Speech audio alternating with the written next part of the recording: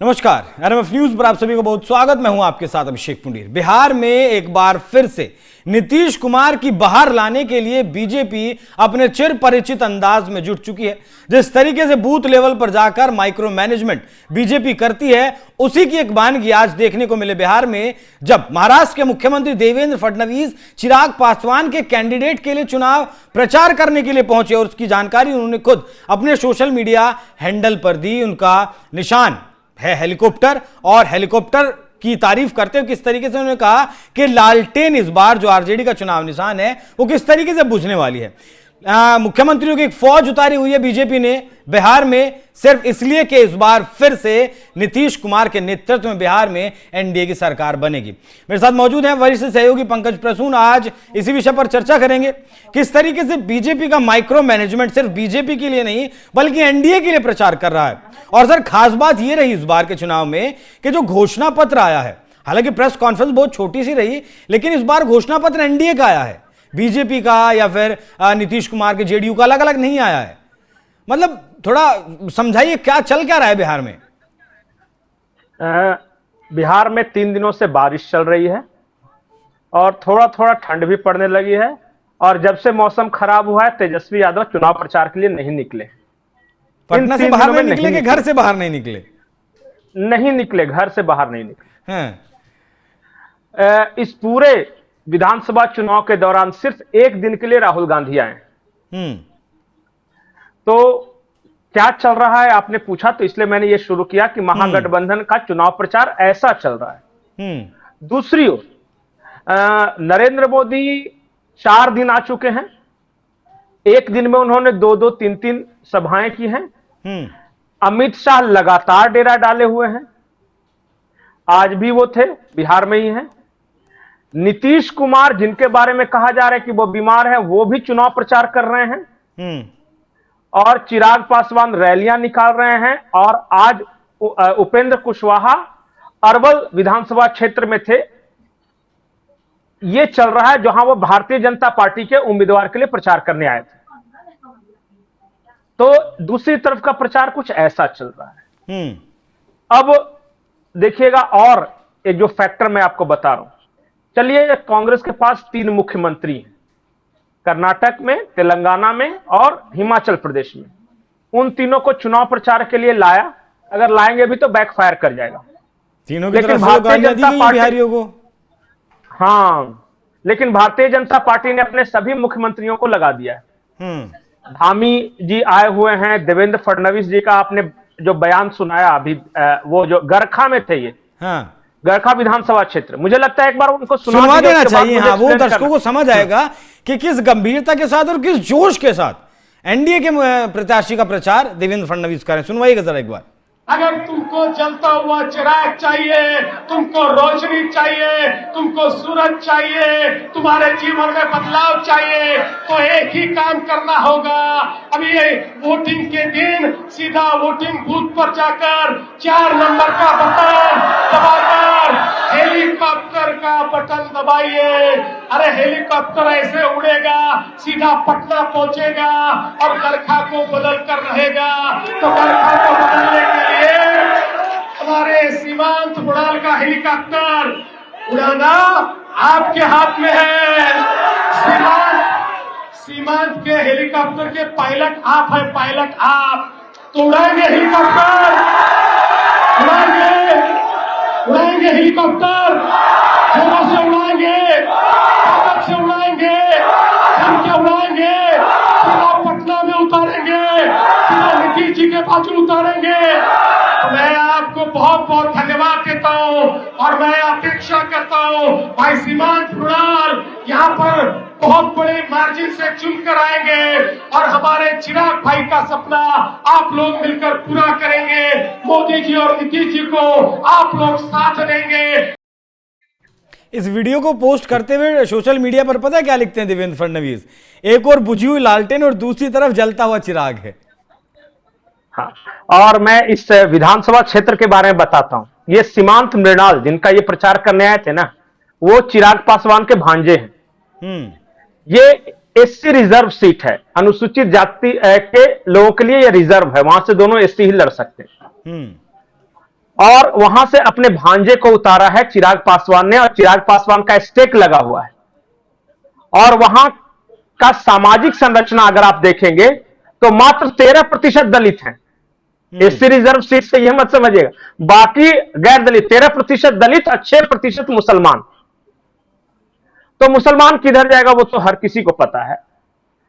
अब जो बाकी बचे लोग हैं 13/6/21 के बाद वो फैसला करेंगे कि गरखा का विधानसभा चुनाव कौन जीतेगा। और ये जो गरखा विधानसभा क्षेत्र है ना, ये गंडक नदी के किनारे बसा हुआ एक बहुत बड़ा सूर्य मंदिर है। वहां अब छठ का बहुत बड़ा मेला लगता है और सांस्कृतिक रूप से काफी समृद्ध इलाका है, उपजाऊ क्षेत्र है ये। और यहां पे ब्राह्मणों की आबादी बहुत अच्छी खासी है। जब मैंने आपको सांस्कृतिक रूप से या पर्यटन वाला क्षेत्र कह दिया तो बाकी चीज समझ ही ले। देवेंद्र फडणवीस ब्राह्मण चेहरे के रूप में आए हैं यहां पे, पॉइंट नंबर 1। दूसरा कि इस इलाके में एक चीज और है कि यह इलाका धर्म क्षेत्र भी है, छठ महापर्व भी है। छठ को लेके क्या हुआ है बिहार में आपको पता ही है। इस बार राहुल गांधी आके कह दिए कि छठ को नौटंकी कर रहे थे, फिर उसे प्रधानमंत्री जी ने मुद्दा बनाया। यह सीट फिलहाल आरजेडी के पास थी और आरजेडी से छीनना यह बड़ा प्रेस्टीज इशू है, इसलिए सब कुछ झोंक दिया है। चिराग पासवान ने अपने भांजे को उतारे हैं, जो कि चिराग पासवान की पार्टी के युवा जो विंग है ना, उसका यूथ के अध्यक्ष थे ये, यूथ विंग के ये। इनके पिताजी खुद भी बहुत बड़े पॉलिटिशियन रहे हैं। अभी धनंजय मृणाल नाम है उनका, साहिल मृणाल के पिताजी, और ये राष्ट्रीय अनुसूचित जाति बोर्ड के अध्यक्ष भी अभी हैं। तो सोचिए कितना हाई प्रोफाइल बना दिया है इस सीट को। अब वहां पे बड़ा माइक्रो मैनेजमेंट की आपने बात की ना, बड़े तरीके से माइक्रो मैनेजमेंट हो रहा है। जिन इलाकों में ब्राह्मण ज्यादा वहां ब्राह्मण उतारेंगे, जहां पे राजपूत राजपूत उतारेंगे, जहां भूमियार भूमियार उतारेंगे, जहां यादव है वहां यादव नेता उतारा जा रहा है, नित्यानंद राय, राम कृपाल यादव और पता नहीं क्या क्या ये किया जा रहा है वहां पे। ये इस सीट पे हर किसी की नजर है कि चिराग पासवान का भांजा जीतेगा कि नहीं, और जीतेंगे तो आपको भविष्य का एक यूथ लीडर मिल जाएगा। भविष्य में ये साहिल मृणाल बहुत प्रॉमिसिंग लीडर होंगे चिराग पासवान की पार्टी में। आपने देखा होगा कि लोकसभा चुनाव में भी चिराग पासवान ने यंग लोगों को बहुत मौका दिया था। अशोक चौधरी की बेटी, उसके बाद एक और हैं वर्मा, राजेश वर्मा हैं, उनको भी देखा। सब यंग लोगों की टीम है वो। जब पांचों बैठते हैं ना चिराग पासवान की पार्टी के सांसद, तो एक को छोड़ के सब बहुत नौजवान लोग हैं। तो वो अपने पार्टी को एक यूथ रंग भी देना चाह रहे हैं। उसके लिए ये साहिल मृणाल का जीतना अत्यंत आवश्यक है। ये तो एक एक सीट पे ध्यान है। आपको क्या लग रहा है कि वो पटना में और सासाराम में जगह जगह बिहार में इतना प्रवास कभी अमित शाह को करते देखा है बाकी किसी में? मैंने देखा है 2014 में उत्तर प्रदेश में। तो ये नाक का सवाल भी है नहीं, उस टाइम तो अमित शाह के लिए। आज ही का।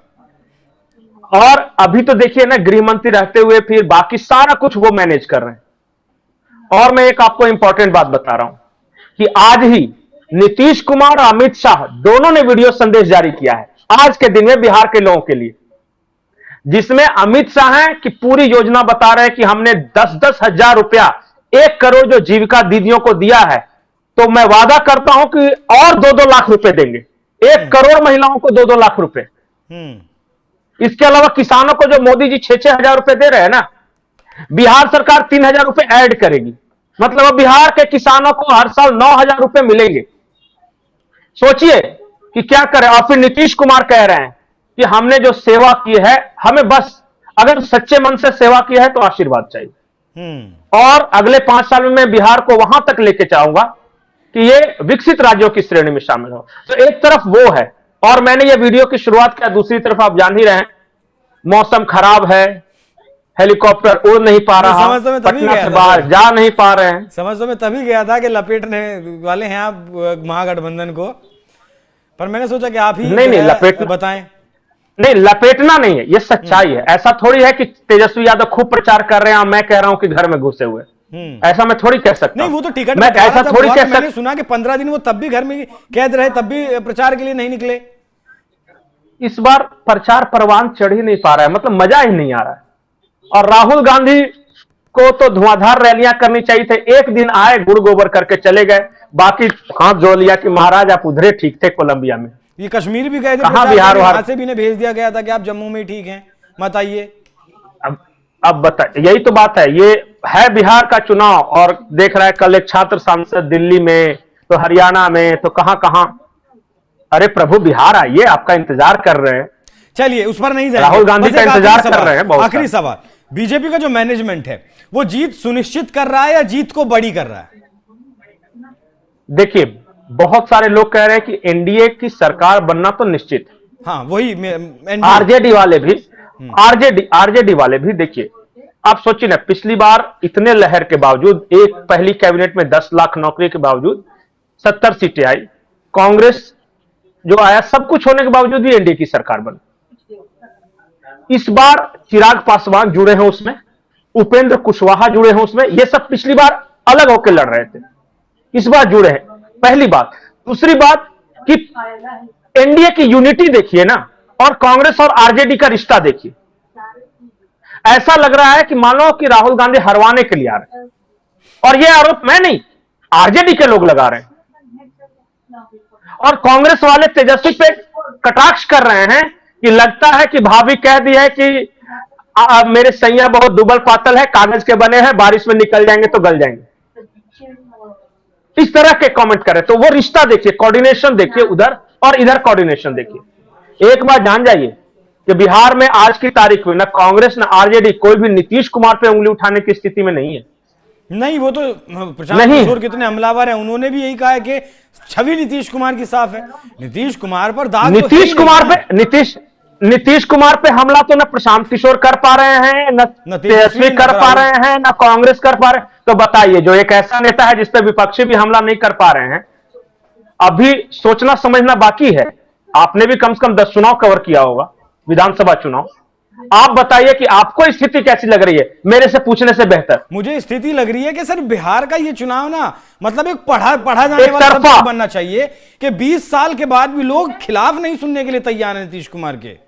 बिल्कुल बिल्कुल, पहली बार ऐसा हुआ है आजाद भारत के इतिहास में कि एक मुख्यमंत्री 20 साल से लगातार शासन कर रहा है और फिर भी न तो पक्ष और न ही विपक्ष उसके खिलाफ एक शब्द बोलने की स्थिति में है। हराने और जिताने तो छोड़ दीजिए, देखा है कभी ऐसा? नहीं सर, ये एंटी इनकमेंसी की बात ही नहीं हो रही, कहीं नहीं हो रही है, जबकि 20-22 साल के शासन के बाद तो आंधी चलनी चाहिए थी। बिल्कुल ये स्थिति है बिहार में। मैं आपको बार बार एक चीज बता रहा हूं कि मेरा जो अपना अंदाजा है कि पिछली बार से ज्यादा बड़ी जीत आरजेडी की हो सकती है, माफ कीजिएगा, एनडीए की हो सकती है। हाँ, एनडीए की। ठीक है सर, देखते हैं, ये मेरा अंदाजा है, हो सकता है मैं गलत हूं, लेकिन मेरा अंदाजा ये है कि पिछली बार से ज्यादा बड़ी जीत। पहले चरण का मतदान 6 तारीख को, फिर 11 तारीख को। और एक छोटा सा डेटा आपको जाते जाते बता दूं कि अभी एक सर्वे का रिजल्ट आया, पहले चरण में जो 121 सीटों पर मतदान है उसमें लगभग 80 सीटों पर एनडीए आगे दिखाई जा रही है फिलहाल, और सिर्फ 40 सीटें ऐसी हैं जिस पर महागठबंधन कहें या फिर आरजेडी कहें वो आगे हैं। बाकी बिहार में अगर लोग नीतीश कुमार के खिलाफ तो नहीं बोल रहे हैं, लेकिन अगर कोई नीतीश कुमार से खफा भी है तो वो ये सवाल जरूर पूछता है कि नीतीश कुमार नहीं तो फिर कौन। वो छवि तेजस्वी यादव शायद नहीं बना पाए हैं कि नीतीश कुमार के विकल्प के तौर पर वो खड़े हों, और बाकी जो माइक्रो मैनेजमेंट का तड़का बीजेपी ने एनडीए के प्रचार के लिए लगाया है, वो देखना होगा कि सफलता को कितनी बड़ी सफलता में तब्दील करता है। बाकी पंकज सर, बहुत धन्यवाद आपका जुड़ने के लिए। दर्शकों, आपकी इस विषय पर क्या राय है कमेंट बॉक्स में जरूर बताइएगा। नमस्कार।